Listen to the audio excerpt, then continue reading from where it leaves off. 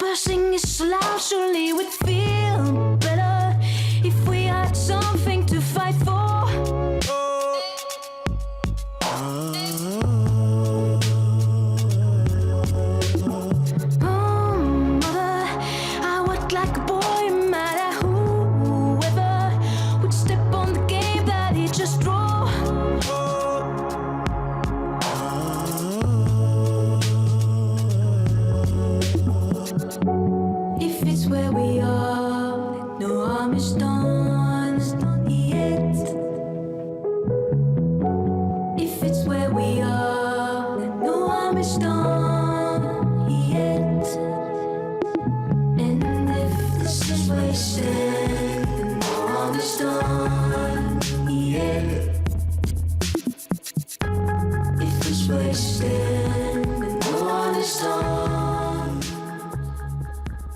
Bonsoir Demet, ravi de vous retrouver. Christine and the Queens qui vit à fond sa chanson, on le voit, elle rentre d'une tournée américaine avec des titres uniquement en anglais.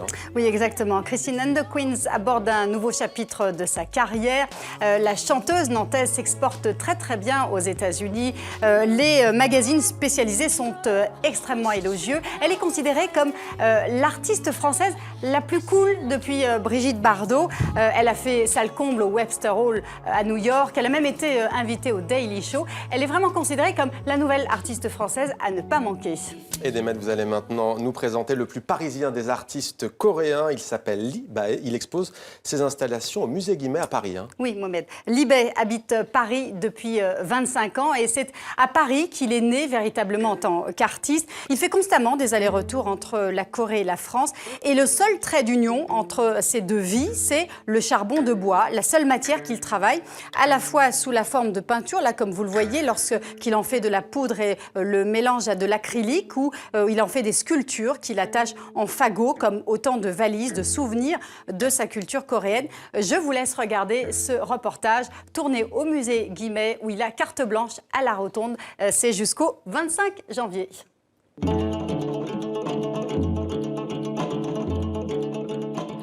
Le charbon de bois, matériau organique, le seul qui rattache Lee Bae à la Corée, à son village natal où l'on accroche des petits fagots aux portes des maisons pour signaler la naissance d'un nouveau-né. Le charbon de bois, matériau ultime comme le corps qui retournera ensuite à la poussière. L'art pour Lee Bae est avant tout question de spiritualité, qu'il retrouve dans cette couleur noire si profonde.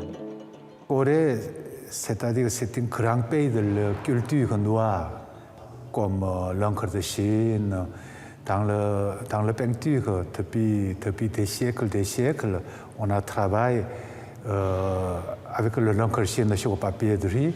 C'est pour ça, moi, je ne pense pas noir. C'est dans le charbon de bois, il y a toutes les couleurs qui sont dedans, qui sont absorbées. Il y a des reflets, il y a beaucoup de différences de noir. Obsédé par le charbon, Lee Bae en a fait aussi de la peinture. Avant d'exécuter ses lignes, il répète inlassablement le même geste avant de le coucher sur la toile. Le corps et la matière ne font plus qu'un. C'est alors un instant de pureté, suspendu dans le temps. Voilà, puisqu'il est beaucoup question des énergies fossiles, Demet, peut-être que le charbon de bois, sa meilleure destination, c'est créations artistiques, il fallait le placer. On va finir, Demet, avec la disparition d'un grand nom, cette fois du manga. Ça se passe en Asie, bien entendu. Oui, au Japon, Shigeru Mizuki est décédé à l'âge de 93 ans. Il est mort la nuit dernière. Il était l'un des pères fondateurs du manga moderne. Toute son œuvre est dédiée aux yokai, ces créatures mystérieuses qui font partie du folklore japonais, à la fois farceuses et malfaisantes. Il est surtout connu pour avoir créé le personnage de Kitaro, le repoussant, qui raconte son enfance dans une petite ville côtière du sud-est du Japon. Il avait reçu le Fauve d'Or en 2007 au Festival d'Angoulême pour le meilleur album.